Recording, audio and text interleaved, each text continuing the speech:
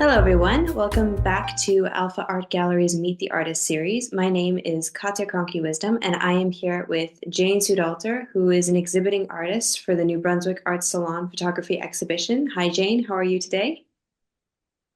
Hi there. I am great, and thank you so much for inviting me to this interview. My pleasure. It's so wonderful. I'm so glad. I'm so excited for this. So you described in your practice how you use the macro lens to capture your creativity from and to create your perspective. Could you elaborate on this? Huh. Well, first of all, I've been taking photos all my life. My father was a professional photographer, and everybody was poking a camera at everybody through my whole life. So I've been taking pictures all of my life. All that time, I thought I took good pictures. I had a couple that I'd blow up and give to friends or put in photo albums, but I always considered myself just a regular old picture taker.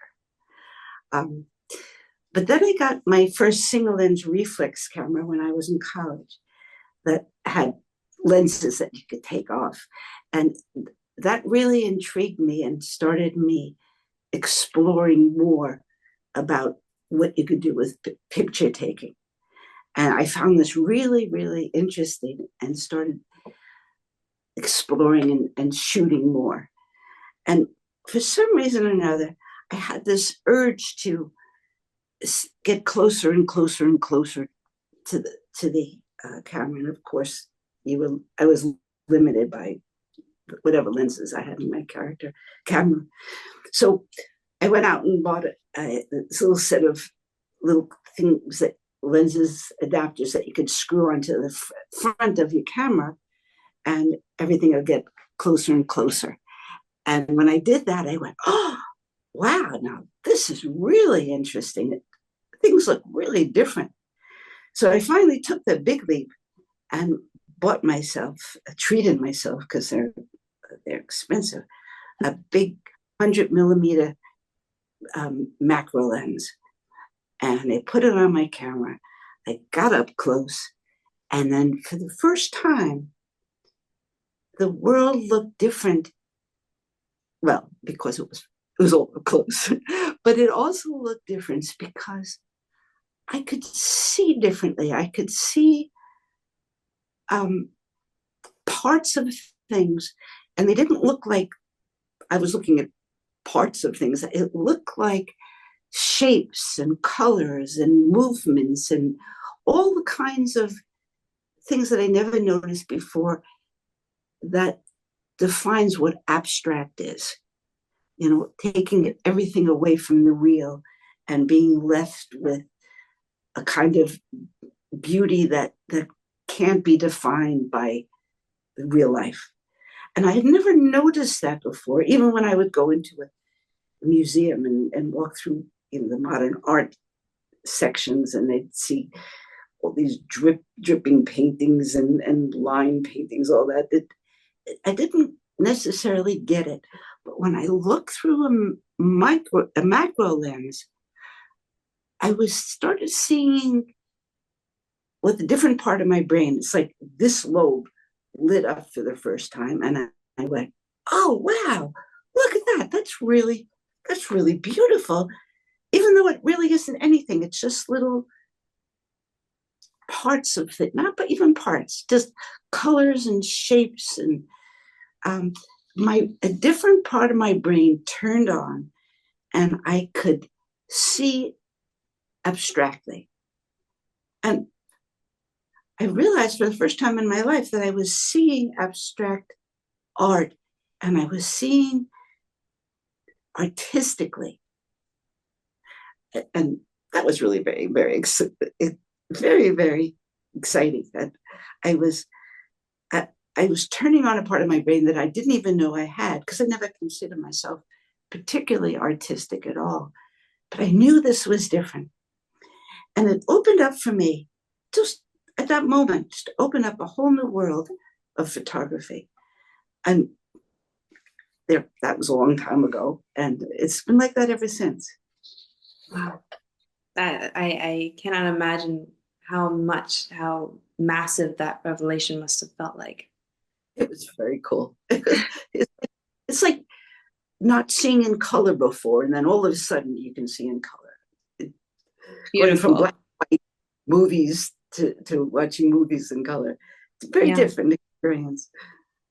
But you also said just now about how you felt that you kind of went from a picture taker into this new realm. For you, where would you say those boundaries did you really see them between just being a picture taker to somebody who takes photographs to becoming an artist? Oh, good question. I just knew. I knew what I was taking a picture of was really cool. It wasn't a representation of something or somebody that I saw, and it didn't have to follow the you learned in photography about the the tic-tac-toe board, the rule of threes, and you didn't have to put the tree over the top and the person right over here. The whole thing looked like art.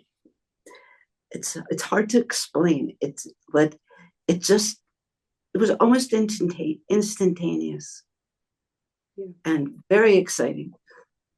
it's wonderful. Absolutely wonderful. And you mentioned now, and you said in your bio that you learned photography working alongside your father. Is there anything in your practice that comes from him or from the Oh, photo? very much so. Yes, Yeah. absolutely. Um, he, he is also a very visual person. He was a photographer, professional photographer since he was very young, and he wound up through his life being a television person. He was um, he was a director, he was a producer. The visual world was his realm, and he felt very strongly about it and was very critical, not hypercritical. He gave me a lot of important information about how to take pictures and how to critique my own pictures. But most of all, what I appreciate about him was that he had three or four sort of mantras that he would say to me all throughout my life or his life, um, that have gotten me through the years. The most important of which was only show people your good stuff. I always used to stop begging me, leave me alone. He says, no, you got to throw the other ones out. Throw out the bad stuff. Only show the good stuff. And um, that was his most important thing he said to me. The other one was always show people a little bit. Don't don't bombard them with all your pictures. Well, now we know in this day and age, bombarding people with your pictures is what everybody does. And I'll be sitting at a show of my work, and a person will come in and they'll look through my work and they'll say, "I take pictures like that," and they take out their iPhone and then they flip. They go, "Look at this, look at this, look at this, look at this," and they show me all their pictures at my show. And I always laugh about that because that was one of the things my father always said: just show them your best and just show them enough. So he contributed an awful lot of words of wisdom to me that to this day I appreciate. It's beautiful. It's beautiful. And so in going off of this advice, um, the photography that you show us, this abstraction, this beautiful that comes from this beautiful moment with you and the camera lens of finding the abstraction, of finding this emotion of art. Um, as you've worked with it, what has continuously drawn you to it? How is this narrative persisting through your art?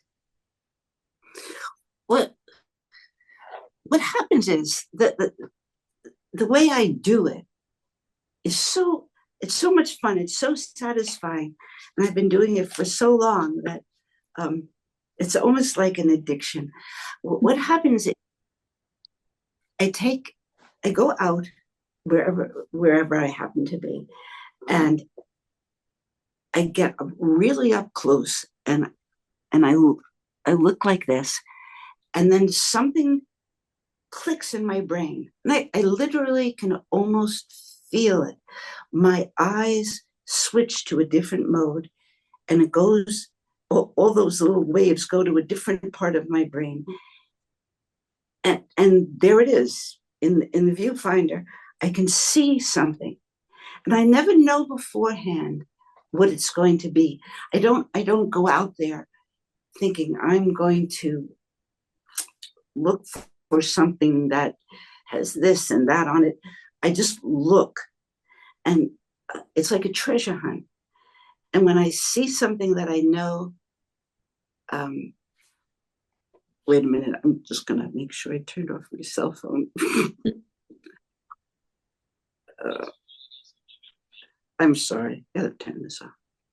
Um, when I don't know what I'm going to shoot until I have looked, and then I see it and I shoot it.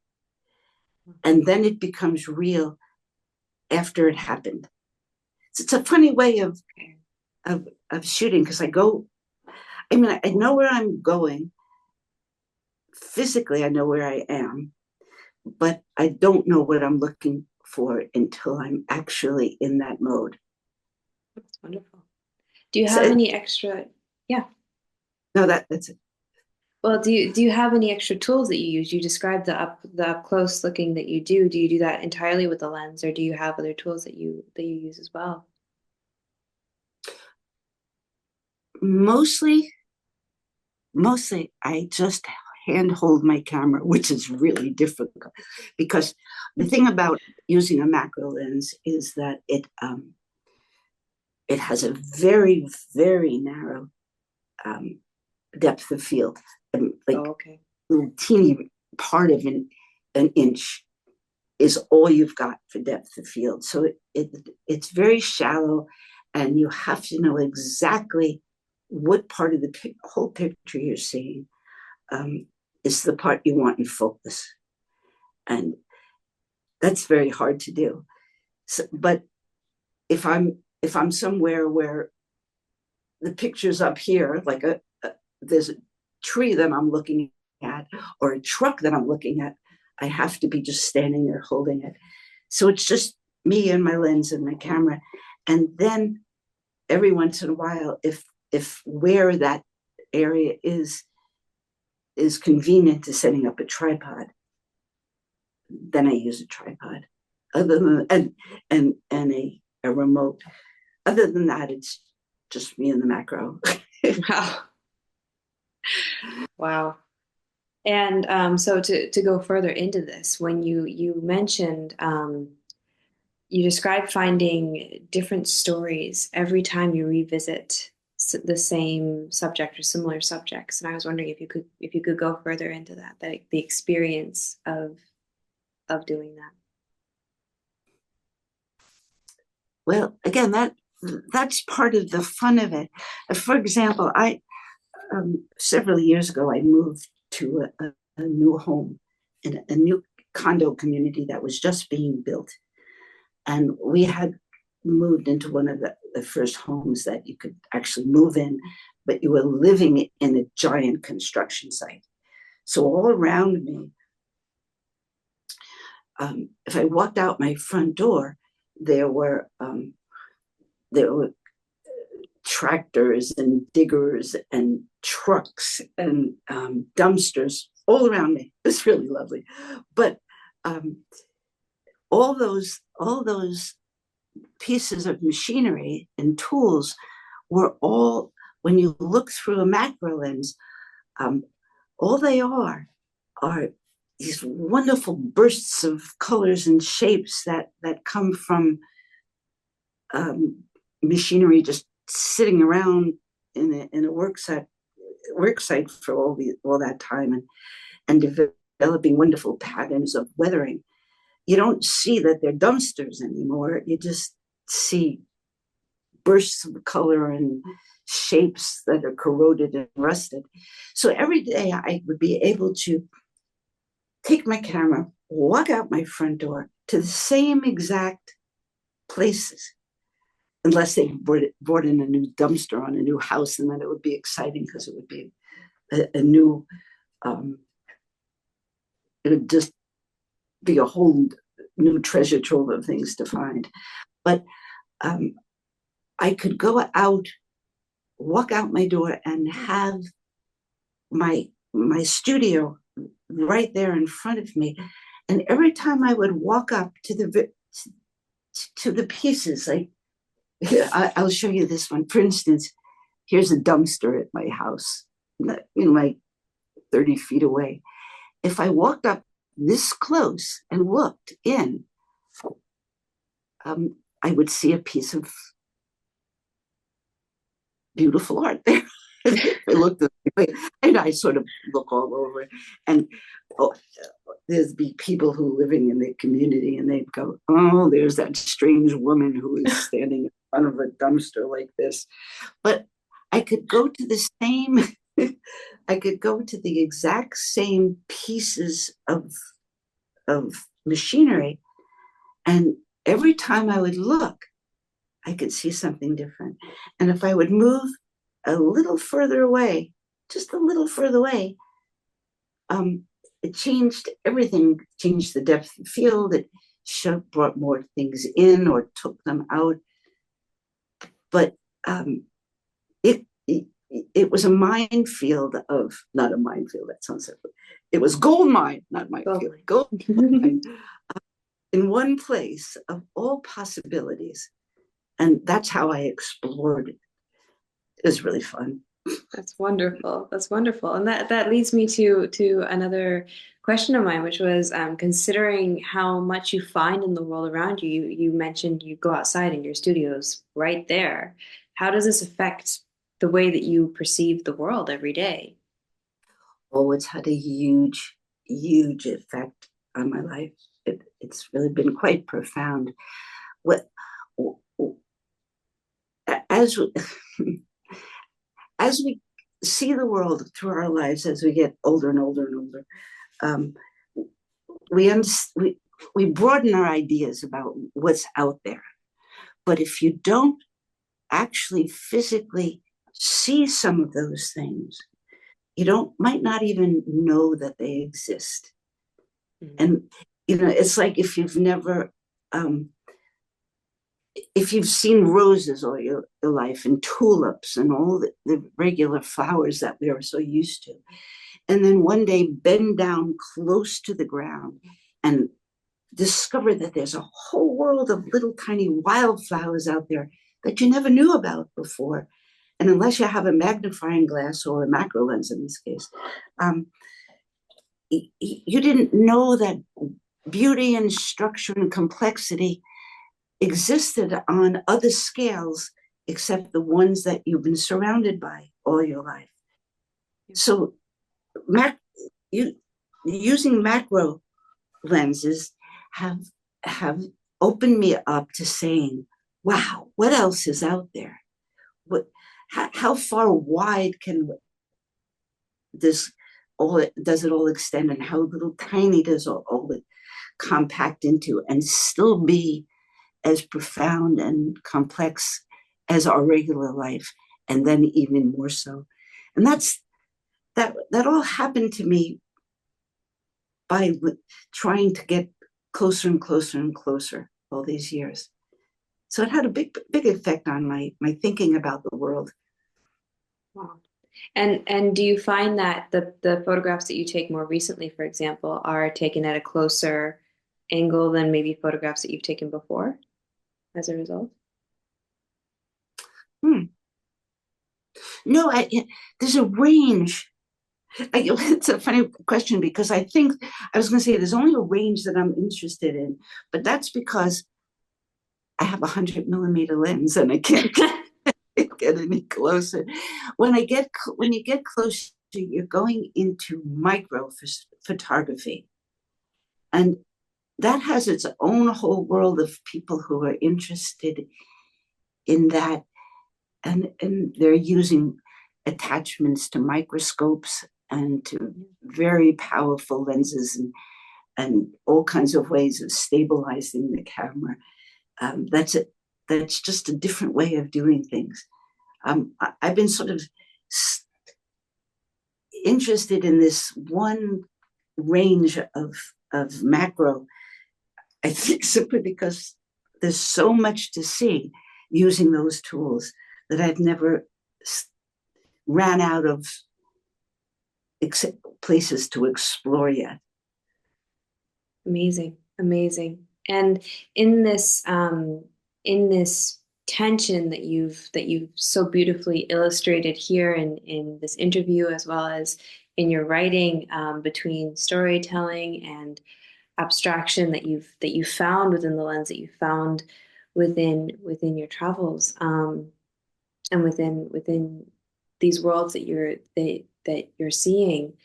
Um, how do these narratives shape you? You've talked a lot about this already, but how do these narratives shape your artistry and how you want to keep going? It's a funny it's a funny question because I realized when I thought about it that actually I work backwards. I never and it just had never thought about it until I try to put it into words. When I go out to shoot, like I said, I have no idea. I don't have an aim. I don't have an idea I want to explore. I go out and just look. Like, for instance, this is an example of what is out my front door. This is what it looked out. But this was years ago. It doesn't look like this anymore. They finished it. Everybody moved in, and it's great. But there was so many parts of this thing to look at, just to look at, and the truck behind it. All these things needed to be looked at like this. And when I find something, it'll look very silly. When I finally would find something that went, oh, that's really nice. And I'd move in, I'd move out, and I'd finally find things that, again, in that new part of my brain, when, ta-da, I take pictures, take a million pictures, and then I'd run home 5 minutes away. I'd pull the card out of my camera, stick it on my computer, turn on Photoshop, and look at what I caught. It's almost like going fishing and see what you got. And I and I'd look at them, and it was clear each time that, oh, wait a minute, this really looks beautiful, or this looks crazy, or this is wild looking. And all I was looking at was, again, the like you see behind me, just these shapes and movements and splashes of color. They weren't anything other than abstract pattern, not even patterns sometimes, that had their own kind of beauty. So out of the many pictures I take, I'd find a few that I liked, I'd save them. And I do a little post processing in Photoshop. I love Photoshop. It's like playing with a giant toy. I love Photoshop. Just like you do in a dark room. You'd crop. I could crop. I could brighten things. I could add a little bit of contrast if I needed to.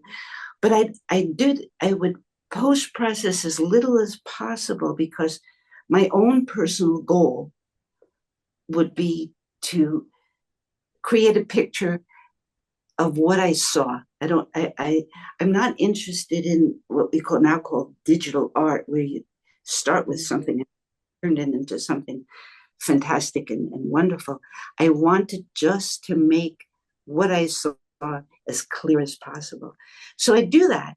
And then I'd save the whole thing as my little piece of abstract art. And and I would be very, very happy. And then I would, over the next few days, or even weeks, I would look at it over and over and over again. And the more I looked at it, the more it started telling me a story. Mhm. It it it talked to me, much the way, um, like, did you ever lie down with a friend on the ground on the grass and look up on a beautiful blue sky day that's full of all big fluffy clouds, and you say, "Hey, look, doesn't that look like a cow jumping over something? Or doesn't that look like a face there? You see his nose." As you're looking at the clouds, you start to see things in them. But I don't know if that's ever happened to you, but it's happened to me. The same thing would happen when I look over and over again at the pictures that I took. They would start to tell a story, and the more I looked at them, the more they defined themselves. So after a while, the story started getting fixed in my head. Um, like, like this one here, that here, it, Yes. it's Yeah. it's it's um, it happens to be a dumpster, and that's a blob of dirt that's splashed on it. Huh. Look at it, and after a while, I just kept seeing her Yeah. running away from this deep forest, and she's Oh. running clearly to me. She's running away, and she's escaping. And then, boom, that story got stuck in my head. And then I named it The Runaway. I think that's Yeah. The Runaway. It's beautiful. It's you can absolutely see her running away. Yes. You're right. Yeah. But the funniest part is, then I would show it to my husband or anybody else or in a show, and they would say, "Oh, look at that." And they tell me this whole other story that they saw in the picture. And they would say it with as much conviction as I felt about it and what I saw. And they said, "No, no, no, no, that's definitely blah blah blah blah." And they would tell me their whole story, which is really fun. But all these pictures, they all have evolved into stories. And that's why I say I'm coming from it kind of backwards, but it just happens that way. That's I mean, wonderful. this one, um, it reminds me of standing at the beach and watching the tide come in and float, and the wave that just came in is on its way out, and another one's washing over it like that. But I didn't take that picture of waves. I just took the pictures of the lines and the colors. But eventually, they all start telling me a story, and get fixed like that for me, but just for me. Oh, And that's wonderful. that's why I love it. It's so much fun. Yeah, I mean, and they're I think that they're incredibly storytelling in the way that they are. I love your pieces. But all right, so I am unfortunately running out of time here, but one last question, one last question.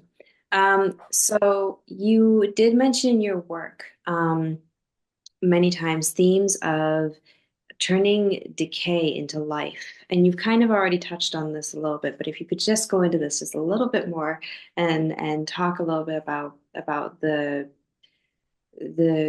your inspiration behind this. Well, two inspirations. One of them is this growing understanding of how much more complex life on Earth is, and how little we human beings are a part of it. I mean, we are absolutely a part of it, but we're part of something so much bigger, and we're all part of an enormous, long life cycle that speaks of life, death, and not rejuvenation, the cycle that turns it all over and rebuilds and rebirths, and um, I've just become so interested in that. And I have just one I will say it quickly, one story that really made me get very interested in taking pictures of things that are not us and not alive. In this um, giant place that I lived in, full of dirt and trucks and stuff. One day I was standing there, and my husband and I see a bunch of circling vultures. And I said, "Oh, look, they're circling around. Clearly, they are waiting for something to die. So let's go over there and see what it looks like." So go over there, and wait, I have to show it to you. And there it was, a dying turkey vulture, just lying there like that. And I went, "Ah, that's terrible, poor baby." And so we commented, and then we left. And then I kept thinking about it the next day. And I said, "I need to go look at it again." Well, I don't usually go and look at dead animals, but it just kept calling to me. So I went back there, and sure enough, by then the wind had blown it over, and it was lying like that with its giant, their wings are giant, the giant wings just lying there dead. Turns out that turkey vultures have beautiful white wings on the bottom. You can't see that, but if you flipped it over like the wind did, you'd see beautiful white. So I said, "Oh, wow, I got to take pictures of this." And I ran and got my camera, and I started taking, over the course of weeks, I started taking close-up pictures of what basically a vulture looks like when it's decomposing. And you can see this. I have a whole series on my website, but you could see that if you look close, reflection, you see these beautiful waves and curls and gradations of colors. And it's just a little tiny part of one of her wings. So I took a whole series of beautiful pictures of them over the many weeks that it was there. But the funny part of the story is, each day that I go there, like I said, you go to the same thing, you look at the same thing, and every day it's different. So one day I go there, and the wind had moved it a little, and there were some really exciting things to take pictures of. And I had brought a mat so I could get right down on my hands and knees and go like that, right close up to the wing like that. And he was shooting and shooting and shooting from all different directions, and was so excited about it.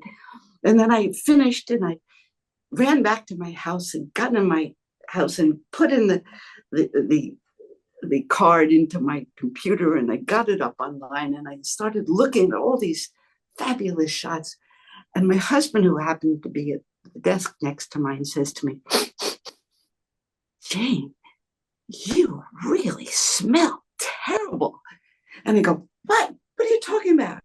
And then I stopped thinking about the photos, and I started noticing that I reeked of death. I was so excited about being so close to this dead bird that I didn't even notice that it had been sitting there and rotting for a couple of weeks, and absolutely stung. And I was so excited about it, I didn't even notice it until my husband said, "Get out of the house right now and take your clothes off." Oh dear. So the end of the story is that eventually I was able to detail what it looked like for it to die, to rot, and then be reclaimed by the earth around it, until one day there was nothing left, just nothing. This is on its way to, because the first part was in the late winter. This was by spring, when all the grass was coming through. So I was able to catch this snapshot of the cycle that was just wonderful. It was just wonderful, even though it smelled bad. Anyway, I'm Well, not Jane, thank sure you so the much for question, but that's a good story. that was wonderful. Thank you so much, Jane. We can't wait to see your work at our exhibition titled Beyond the Image, Unveiling Hidden Narratives, which will be on view from January 14th until March 29th, 2025. Thank you so much again. This has been such a wonderful thing for me, and I hope you have a fantastic day. Thank you. Thank you very much.